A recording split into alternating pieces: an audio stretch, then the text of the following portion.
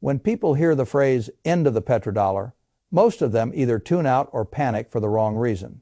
They think it sounds like one of those dramatic macro phrases that economists use to make themselves feel important. Or they imagine it means the dollar simply vanishes one morning and the world wakes up in a brand new system by lunchtime. That is not how monetary shifts work. They are slower than panics and more dangerous than headlines. They start as changes in plumbing, then become changes in capital flows, then become changes in what gets funded, what gets repriced, and who ends up much richer or much poorer because they failed to understand where the money was going next. That is why this matters. If you own stocks, if you have retirement savings, if your future is tied to a 401k, a pension, or a pile of dollars sitting politely in safe instruments, then what is changing right now is not abstract. It is the kind of shift that can quietly reroute wealth on a scale ordinary people only notice after the winners have already moved. The old system was simple. In 1974, Saudi Arabia agreed to sell oil in US dollars. That did not just make oil a commodity, it made the dollar the toll booth for global energy. If countries wanted oil, they needed dollars. If they needed dollars, they needed dollar reserves. And the easiest way to hold large quantities of dollars was not stacks of banknotes. It was U.S. government debt. That one arrangement helped create decades of artificial demand for the dollar and for Treasury bonds. It meant America could run deficits on a scale that would have broken other countries. It meant the United States could borrow more cheaply than its fiscal habits deserved. It meant the world, in effect, helped fund the American standard of living and the American state because access to energy required participation in the dollar system.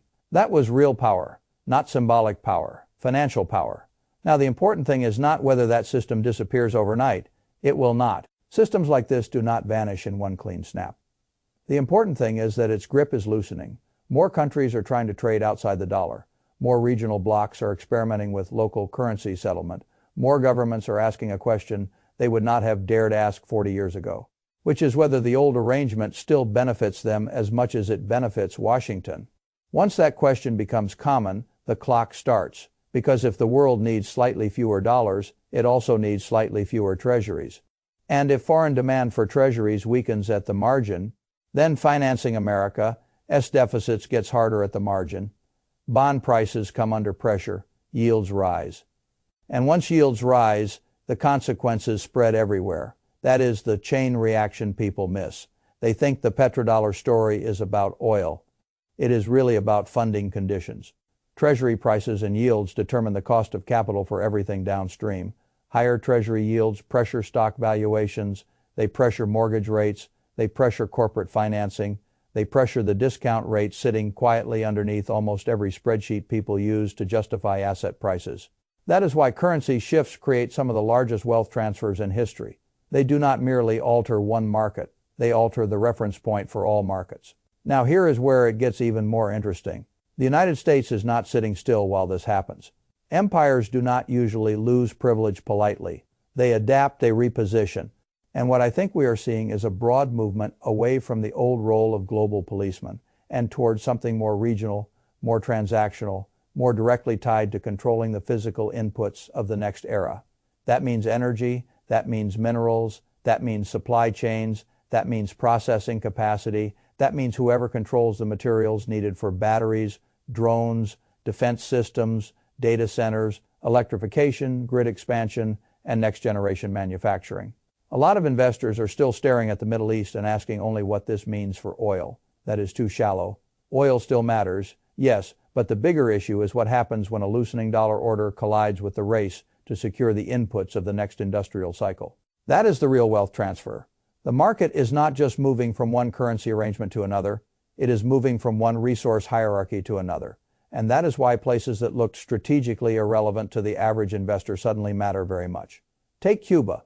Most people, if they think of Cuba at all, think of old cars, old politics, frozen history, and a tourist map. They do not think of minerals. They do not think of cobalt, nickel, copper, gold, silver, and the wider strategic value of untapped deposits sitting very close to the U.S. mainland.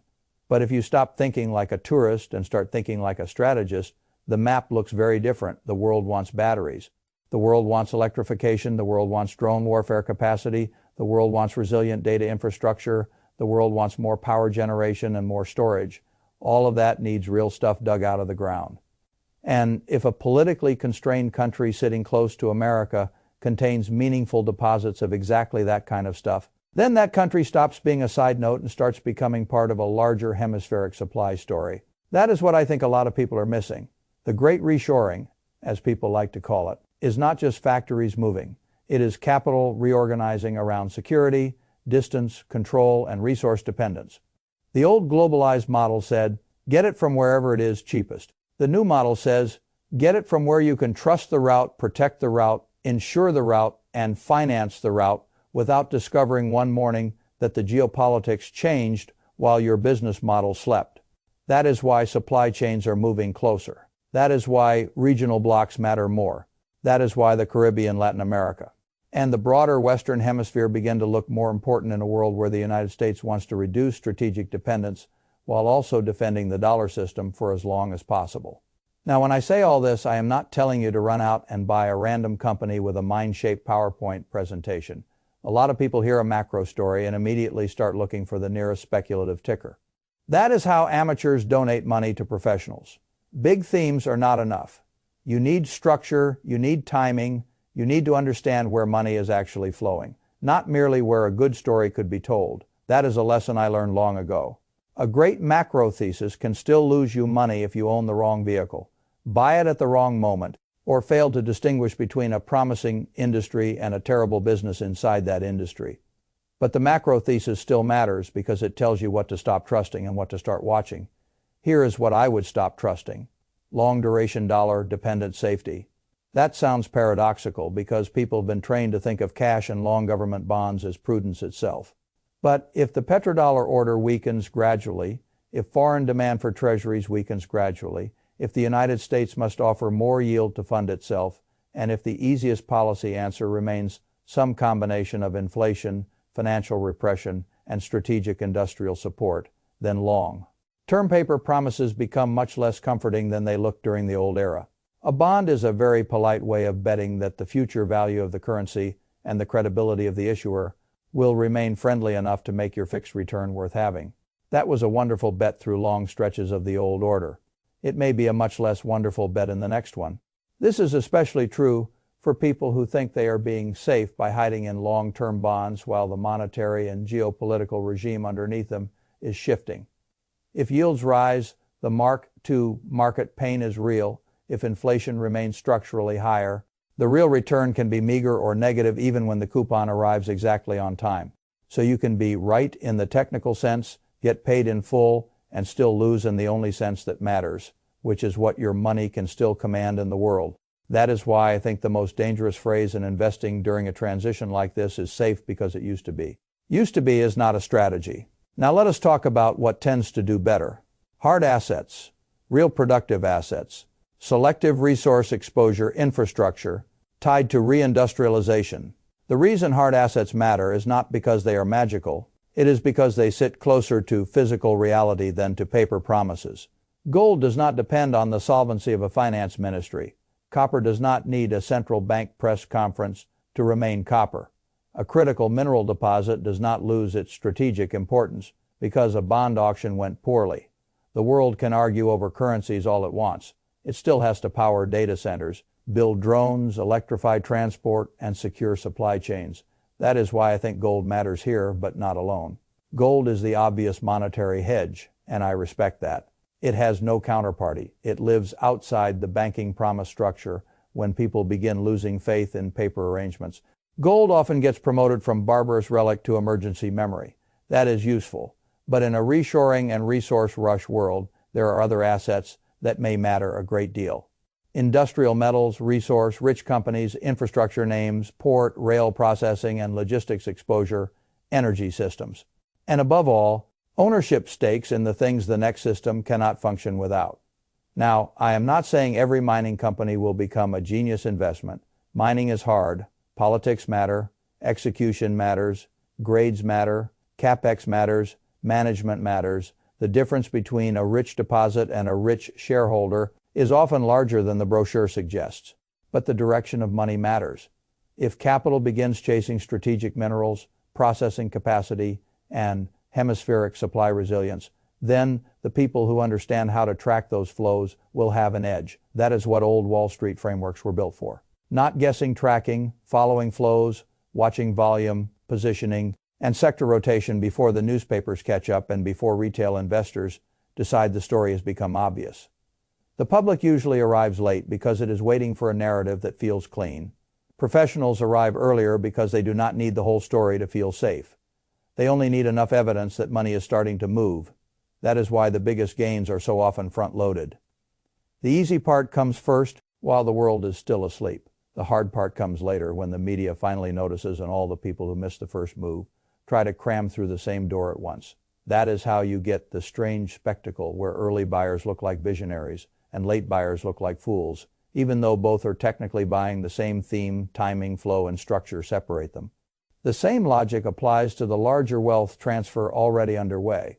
A lot of people are still measuring their wealth in nominal dollars and feeling calm because the account statement number has not collapsed. That is a dangerous form of calm.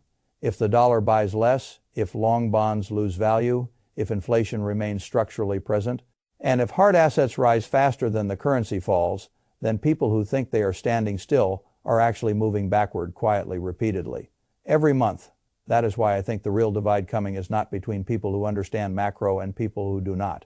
It is between people who remain passive in the wrong assets and people who position themselves as owners of the right ones. If you are sitting in cash, waiting for some cleaner signal, you are probably paying a hidden price already. If you are heavily dependent on fixed nominal payouts, you are probably more exposed than you think. If your retirement structure assumes the old dollar order continues functioning more or less the way it did for the last 50 years, then your assumptions deserve a fresh look. That does not mean panic. It means adaptation. And adaptation begins with one simple decision. Own assets that stand to benefit from a weaker currency and a harder resource world, rather than promises that rely on the old order staying strong enough to protect passive savers by default. Now, I want to be fair. None of this means the dollar dies tomorrow. Reserve currencies do not vanish like theater curtains falling. They decay by degree. The margin of advantage weakens first. Funding conditions worsen at the edge first. Regional alternatives multiply first. Confidence frays before it snaps. And for investors, those earlier stages are actually the most important, because that is when relative winners and losers are being chosen. By the time the public decides the petrodollar order is truly in trouble, the money will have already moved. That is why I think this is such an important moment. Not because the end arrives tomorrow morning, because the transfer has already started. Capital is beginning to favor hard assets over paper claims. Strategic supply is becoming more valuable than abstract globalization. The Western Hemisphere is becoming more important to U.S. strategy. The Caribbean is more than a tourist zone. Critical minerals are no longer a niche subject. And the distance between people who understand how to track these changes and those who continue saving politely in the wrong places is likely to widen. That widening is what wealth transfer feels like in real time. Most people only notice it after the fact. They say everything suddenly got more expensive. They say the rich somehow got richer again. They say it feels unfair that asset prices rose so much faster than wages or savings. All of that will be true. But underneath it sits a very old lesson. When the monetary order shifts, wealth does not disappear. It migrates. It migrates toward owners, toward hard assets, toward scarce inputs, toward infrastructure, toward whoever understands the new bottlenecks before the crowd learns their names. That is the real message here. The Middle East headlines matter. Oil still matters. But the bigger story is not just a commodity story. It is a currency story, a funding story, and a resource control story. And if you are still positioned as though the old world will keep doing all the work for you, then I think you are underestimating how much is changing beneath your feet. I would rather own the things the next system needs than the promises the old system can no longer defend as easily. That is not doom. That is simply where I believe the money is going next.